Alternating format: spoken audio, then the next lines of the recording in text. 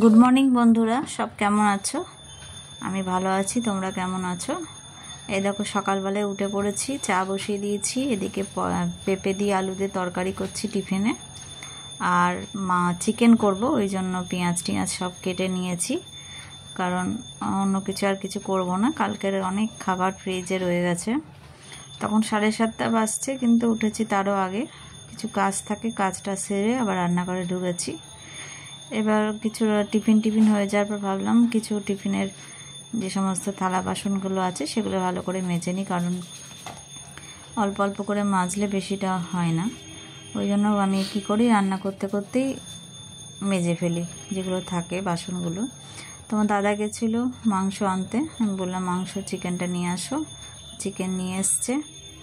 আর এদিকে ছেলের ম্যাগি হচ্ছে, কারণ ও সকালবেলায় অত কিছু খেতে চায় না, ম্যাগিটাই খাবে, ওই জন্য ম্যাগি খাচ্ছে।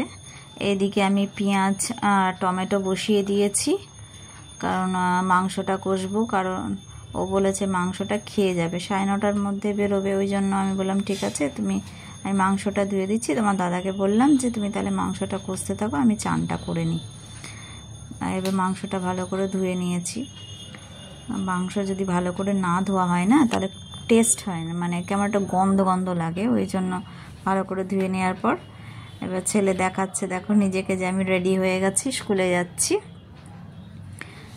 স্কুলের দিকে এবার যেহেতু 9:20 মধ্যে ঢুকতে হয়, 9:10 মধ্যে, 9:20 ওদের স্টার্ট হয়ে যায়। এবার মোজা টোজা মেলাম, তাড়াতাড়ি রেডি হয়ে যায়, লেট হয়ে যাবে, কারণ পরীক্ষা চলছে, লেট হওয়া তো একদমই চলেই না। আমি আবার চান টান করে নিলাম। ওইদিকে তোমার দাদাকে বলেছি চিকেনটা কষতে, ও চিকেন কষছে, আর আমি এদিকে চান টান করে নিয়েছি, ঠাকুর ঘরে যাব।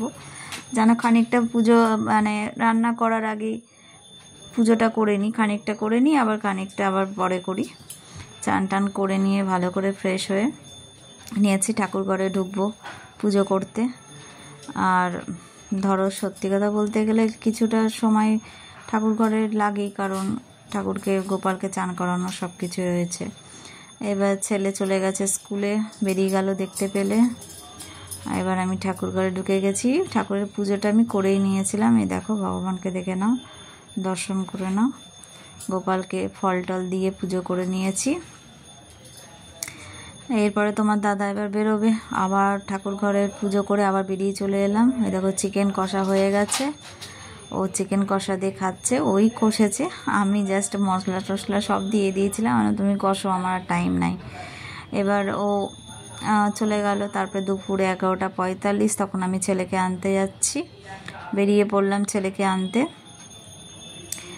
বাড়ি চলে এলাম, তখন 12:10-15 বাজছে। কী রান্না হয়েছে তোমরা দেখেছো, আর একবার তো দেখে না এলাম। ছেলেকে বললাম তুমি খেয়ে নাও, কারণ ওই অনেকটাই বেলা হয়ে গেছে, আর সেইভাবে কিছু খেয়ে যায়নি। ওই জন্য দেখো চিকেন করেছি, আর পেঁপে আলুর তরকারি, আর কালকেকার সব ছিল, এগুলো কিচ্ছু খাওয়া হয়নি, সব ফ্রিজে রেখে দিয়েছিলাম। দেখি যতটা খেতে পারবো খাবো।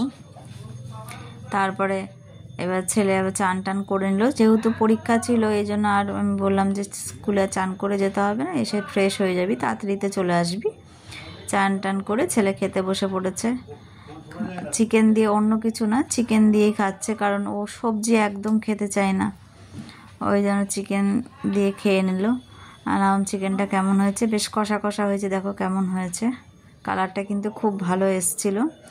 এবার বিকেল হয়ে গেছে, ও পপকর্ন নিয়ে এসেছিলো। বললাম ঠিক আছে, তাহলে পপকর্নটা খেয়ে নে, অনেকক্ষণ আগে খেয়েছে, খিদে তো পাবেই ধরো।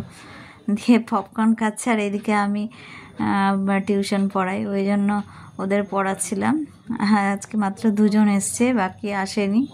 পুজো পারপাসে ধরো সবাই যাচ্ছে এদিক ওদিক জিনিস কেনাকাটা করতে। ওদের হাই করে দিল তোমাদেরকে। এবার রাত্রিবেলা একটু পোলাও বানিয়েছিলাম, ভাবলাম চিকেন কষা আছে, তার সাথে একটু পোলাও, বেশ ভালোই লাগবে। দেখো পোলাও বানিয়ে নিয়েছি, কালারটা দেখো। তোমাদেরকে রেসিপিটা অবশ্যই দেব। আর খেতেও কিন্তু দুর্দান্ত হয়েছিল, মানে এত ঝরঝরে পোলাও, তারপরে চিকেন কষা তার সাথে, মানে দারুণ একটা ব্যাপার, ভালোই জমে গেছিলো রাত্রিবেলায়। আর ছেলে হাই করে দিল। ঠিক আছে, আজকের মতন এইটুকুই। গুড নাইট সকলকে।